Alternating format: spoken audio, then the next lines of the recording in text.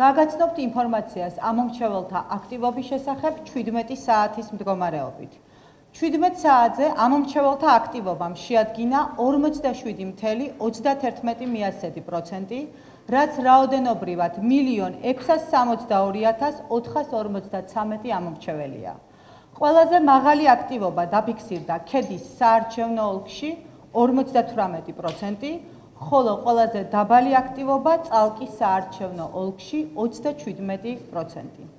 პრეზიდენტის არჩევნების პირველი ტურისათვის ამომრჩეველთა актივობამ 17 საათის მდგომარეობით შეადგინა 38.16%, რაც რაოდენობრივად იყო 1.327.284 ამომრჩეველი. ამომრჩევლებს შევახსენებთ, რომ საქართველოში საარჩევნო უბნების დახურვამდე სულ რამდენიმე საათია დარჩენილი. შესაბამისად მოვუწოდებთ იაქტიურონ, ვინაიდან თითოეული ამომრჩევლის ხმა მნიშვნელოვანია.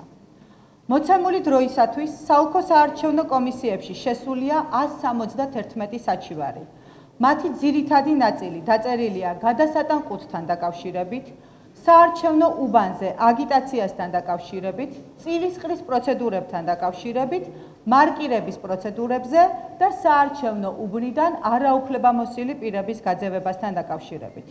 რა თქმა უნდა, საჩივარები შესაბამისი საოლქო საარჩევნო კომისიების მიერ კანონით განსაზღვრულ ვადებში იქნება შესწავლილი და განხილული.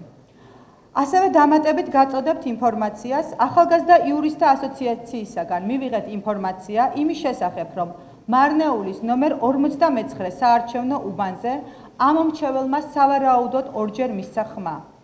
მიუხედავად იმისა, რომ მხოლოდ ერთეულ შემთხვევაზეა საუბარი, საარჩევნო ადმინისტრაციისათვის დადასტურების შემთხვევაში ცხადია, ეს არის არსებითი ხასიათის დარღვევა და საარჩევნო ადმინისტრაცია კანონით დადგენილ ვადებში მოახდეს აღნიშნულ ფაქტებზე რეაგირებას. ზუგდიდის ნომერ 105 საარჩევნო უბანზე მივიდა ხმის მისაცემად 2 ამომრჩეველი, რომლებიც იმავე უბნის ამომრჩევლები იყვნენ. უბანზე მყოფმა დამკვირვებელმა, ეს არის ორგანიზაცია ყოფილი პოლიტპატიმრები ადამიანის უფლებებისათვის, უთხრა, რომ აღნიშნული პირები არ იყვნენ ამ უბნის ამომრჩევლები. მას შემდეგ, რაც საუბნო საარჩევნო კომისიის მიერ დადასტურდა გადამოწმების შემდეგ, რომ აღნიშნული პირები იყვნენ ნამდვილად ამავე უბნის ამომრჩევლები, მათ შეძლეს არჩევნებში მონაწილეობის მიღება.